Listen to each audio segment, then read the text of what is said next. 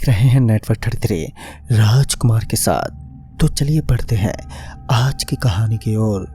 दोस्तों, मेरा नाम शुभम है। ये घटना आज से करीब 4 साल पहले मेरे साथ घटी थी। साल 2017 में जब ये घटना मेरे साथ हुई थी, उस वक्त मेरी उम्र 21 साल की थी। उस समय शायद मेरी किस्मत ही ख़राब चल रही थी। मुझे ना ही तो कोई अच्छी नौकरी मिल पा रही थी और ना ही कोई अच्छा सा काम। मगर एक दिन मैं अपने मामा के यहाँ पर गया हुआ था। मेरे मामा का लड़का सतीश, जो कि एक ट्रक ड्राइवर था, तो मैं उसी के यहाँ पर गया हुआ था। तब मैंने उसको अपनी तकलीफ बताई कि आखिर मुझे जॉब नहीं मिल रही है। तो उसने मुझे कहा कि अगर तुम मेरे साथ ट्रक ड्राइविंग में हाथ बटा सकोगे तो मैं तुम्हें एक मोटी रकम में अपने पास रखने को तैयार हूँ। मुझे भी और क्या चाहिए था। मैंने भी तुरंत हाँ कर ली, क्योंकि उस वक्त मेरी शादी की बातें भी चल रही थी। तो ऐसे में एक शादी में लगने वाला खर्चा भी मेरी जेब से ही लगने वाला था, तो मुझे वह पहले ही इकट्ठा करना था। मैंने अगले दिन से ही काम स्टार्ट कर दिया। पूरे दिन की डिलीवरी करने के बाद भी मुझे बिल्कुल भी थकान महसूस नहीं हुई, क्योंकि थकान वाला इसमें मेरे लिए कोई काम ही नहीं था। दरअसल मेरा काम सिर्फ इतना था कि मैं मेरे मामा के लड़के यानी कि सतीश के साथ सिर्फ बातें करते हुए या फिर रात के सफ़र के दौरान उसके साथ बातें कर सकूं। हालांकि कभी कभी मुझे उसके साथ काम भी करना पड़ता, मगर लगभग कुछ दिन तक तो सब कुछ एकदम सामान्य चला। लेकिन एक दिन रात में मुझे सतीश का फ़ोन आया। मुझे पता है कि आज हमें अर्जेंट डिलीवरी करने के लिए जयपुर के लिए रवाना होना है। अब कैसा भी काम हो, सर्दी की उस रात में मुझे जाना ही पड़ता। तो मैंने उससे कहा कि बस अभी 5 मिनट में मैं घर से निकलता हूँ। फिर मैंने अपनी बाइक स्टार्ट की और सीधा सतीश के घर पहुँच गया। फिर हम दोनों ट्रक में बैठ गए। सफ़र तो काफ़ी लंबा होने ही वाला था और उसके साथ साथ हमें पता चला कि आगे से सारे पेट्रोल पंप पर आज पेट्रोल भी नहीं है। लेकिन हमने सोचा कि किसी न किसी पेट्रोल पंप पर पेट्रोल ज़रूर मिल जाएगा। फिर हम लोग यही सोचकर जयपुर के लिए रवाना हुए। हमारा सफ़र बहुत ही लंबा होने वाला था। हमारा सफ़र रात के लगभग 12 बजे से अब शुरू हुआ, जो कि रात के लगभग 4 बजे जाने के बाद ख़त्म होने वाला था।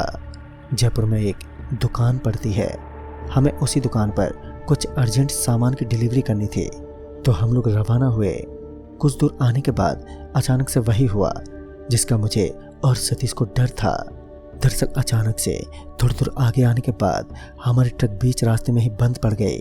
हम लोग वहीं पर बैठ गए ताकि हम आने जाने वाले किसी आदमी से ये पूछ लेंगे कि आखिर यहाँ से पेट्रोल पंप कितनी दूरी पर पड़ता है।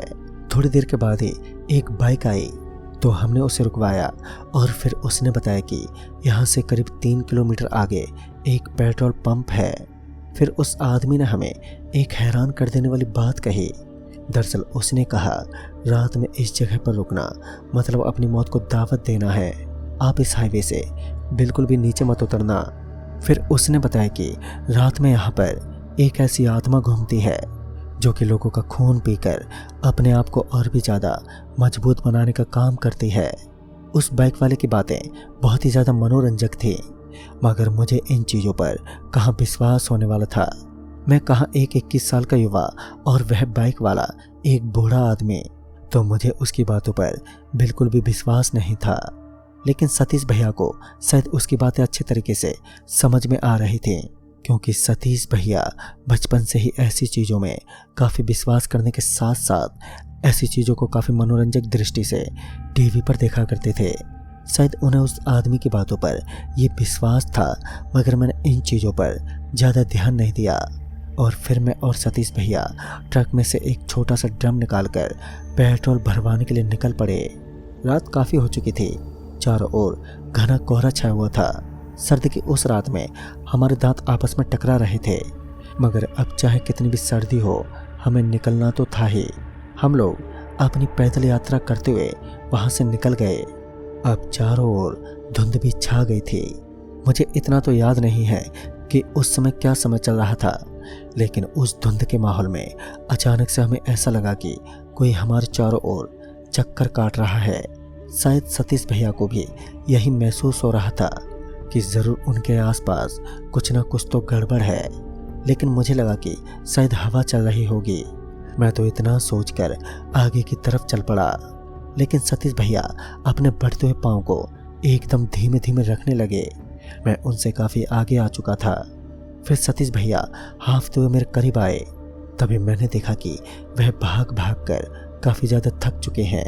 मुझे तो समझ ही नहीं आया क्योंकि वह अभी अभी मेरे पीछे ही चल रहे थे। फिर उन्होंने मुझे कान में कहा, भाई ये जगह बिल्कुल भी ठीक नहीं है। मैंने अभी भी यहाँ पर किसी सरकटी औरत को देखा है। उनके इतना बोलते ही मैं ज़ोर ज़ोर से हंसने लगा और बोला, अरे भैया वह बाइक वाला एकदम झूठ बोल रहा था। ऐसी कोई भी चीज़ का कोई अस्तित्व ही नहीं है। यह सिर्फ लोगों का एक अंधविश्वास होता है और आपको भी शायद ऐसा ही गलत वहम हुआ होगा। इतना बोलकर मैंने उन्हें थोड़ा शांत किया। तभी मैंने देखा कि अब उनका पूरा बदन पसीने से तरबतर हो चुका था। उनका पूरा शरीर एकदम पसीने से भीग चुका था। इसका मतलब तो यही था कि ज़रूर उन्होंने कोई ऐसी चीज़ देखी है जिसकी वजह से वो बहुत ही ज़्यादा अब डर चुके हैं। तभी वहाँ पर ठंडी ठंडी हवाएं चलने लगी, लेकिन एक तरफ धुंध का इतना भयानक माहौल छाया हुआ था कि चारों ओर कुछ भी देख पाना ठीक से संभव नहीं था। और यहाँ तक मैं भी साफ साफ देख नहीं पा रहा था। धुंध के माहौल के साथ साथ चारों तरफ अंधेरा भी छाया हुआ था और इतना भयानक अंधेरा था कि हमारी टॉर्च की रोशनी भी धुंध में फेल होने लगी।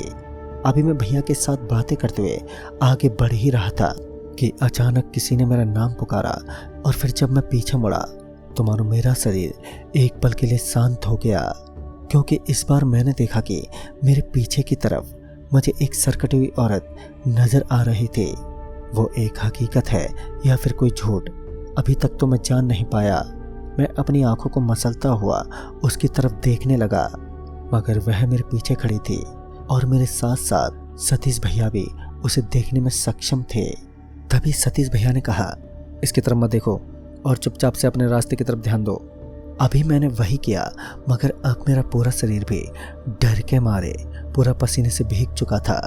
उस ठंड के माहौल में भी मेरा पूरा बदन अब पसीने से तरबतर हो चुका था, लेकिन मैं किसी तरह अपने आप को संभालते हुए आगे की तरफ बढ़ने लगा। हम लोग वहाँ से कुछ दूर आगे गए ही थे कि अचानक से हमने देखा कि वहाँ पर हमें थोड़ी रोशनी से कुछ नज़र आने लगी, मगर अब हम लोग ठीक से चल भी नहीं पा रहे थे क्योंकि हमारे शरीर के अंदर अब एक बिजली सी रौंद चुकी थी। क्योंकि अब हमने देखा कि हमारे पीछे एक नहीं बल्कि उसी प्रकार की कई सारी और भी भयानक सरकटी हुई औरतें पीछे पड़ चुकी थीं। सच में उस वक्त वह मेरी ज़िंदगी का सबसे डरावना पल था। मेरे सतीश भैया इन सब चीज़ों के बारे में कुछ ज़्यादा ही अनुभवी थे, तो उन्होंने तुरंत ही अपने सामने की तरफ भागना स्टार्ट कर दिया और मैं भी उनके पीछे पीछे अब भागने लगा। फिर सतीश भैया ने बताया कि अगर हम किसी भी तरह इस जगह से किसी रोशनी वाले स्थान पर पहुंच गए तो यह भयानक ताकतें हमारा कुछ भी नहीं बिगाड़ पाएंगी। अभी हम दोनों बिना सामने की तरफ देखे बस लगातार भागते ही जा रहे थे कि फिर अचानक से मेरे सतीश भैया एकदम से नीचे गिर पड़े। दरअसल वहाँ पर एक गड्ढा था। मैं भी उनके पीछे पीछे चलता हुआ अचानक से उस गड्ढे में गिर गया। गिरने की वजह से मेरे पूरे शरीर की हड्डियाँ एकदम से हिल गईं। जब हमने उस गड्ढे में इधर उधर नज़र दौड़ाई तो मैंने पाया कि वह गड्ढा मरे हुए जानवरों से भरा पड़ा था, यानी कि अब हम लोग वहाँ से रास्ता भटक चुके थे। एक तो ऊपर से हमारी टॉर्च भी अब खराब हो चुकी थी और अब हम लोग रास्ता भी भटक चुके थे। सच में वो वक्त हमारी ज़िंदगी में एक सबसे बुरा पल भी कह सकते हैं। लेकिन बाद में मेरे सतीश भैया ने थोड़ी हिम्मत दिखाई और किसी तरह उस जगह से बाहर निकले। फिर उन्होंने मुझे किसी भी तरह वहाँ से बाहर निकाला, लेकिन बार बार उन बुरी ताकतों का साया हमारे ऊपर इस कदर मंडरा रहा था मानो आज हमारी मौत बिल्कुल निश्चित है। लेकिन तभी मैंने एक गाड़ी की लाइट को अचानक से हाईवे के ऊपर से गुजरते हुए देखा। इसका मतलब साफ था कि यहाँ से बस कुछ ही दूरी पर वह हाईवे है और मेरे सतीश भैया हम दोनों तेज गति से भागते हुए उस हाईवे की तरफ जाने लगे। जब हम हाईवे पर पहुंचे तो हम एक बार फिर अपने आप को सुरक्षित महसूस करने लगे, लेकिन हम ज़्यादा देर तक इस अनजान जगह पर रुक नहीं सकते थे। तभी हमने सामने की तरफ देखा तो हमने पाया कि हमें एक बहुत ही तेज रोशनी नज़र आ रही थी।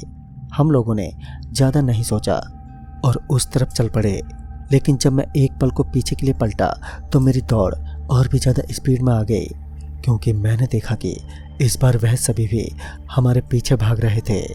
फिर हम किसी तरह उस रोशनी वाली जगह पर जाने में कामयाब हो गए। दरअसल वह कुछ और नहीं बल्कि एक पेट्रोल पंप ही था। उस पेट्रोल पंप पर पहुंचते ही जब उस आदमी ने हमें डरा हुआ देखा तो पहले तो वह हमें एक रूम में लेकर गया। वहां पर हमने उसे हमारे साथ हुई पूरी घटना के बारे में बताया। फिर उस पेट्रोल पंप वाले ने जो हमें बताया तो उसे सुनकर तो मानो हमारे होश ही उड़ गए। दरअसल उसने बताया कि साल 1992 में यहाँ पर एक बस्ती थी, मगर अचानक से उस बस्ती में महामारी फैल गई। महामारी की वजह से सब लोग मौत के घाट उतरने लगे। फिर वह भयानक महामारी धीरे धीरे इतने बढ़ने लगी कि पूरा गांव एकदम से शमशान के रूप में तब्दील होने लगा। आसपास में पड़ने वाला शहर भी उन गांव वालों की मदद करने के लिए बिल्कुल भी तैयार नहीं था, क्योंकि उन्हें भी अपनी जान की बहुत ज़्यादा परवाह होने लगी। और शायद यही वजह रही कि उस बस्ती के लोग धीरे धीरे ख़त्म हो गए, मगर उनकी आत्मा को मुक्ति नहीं मिल पाई, जिस वजह से उनकी आत्मा आज भी उस हाईवे पर दिख जाती है। लेकिन सबसे डरावनी बात तो यह है कि उनके जाल में जो कोई भी फंसता है तो उन सभी की गर्दन धड़ से अलग हो जाती है। मगर आप लोग किस्मत वाले हो जो कि अपनी जान बचाने में एकदम सक्षम रहे। दोस्तों उसके बाद हम लोगों ने पूरी रात वहीं बिताई और फिर दिन होने के बाद ही हम लोग वहां से बाहर निकले। तो दोस्तों इस कहानी में बस इतना ही। तब तक के लिए बाय एंड टेक केयर।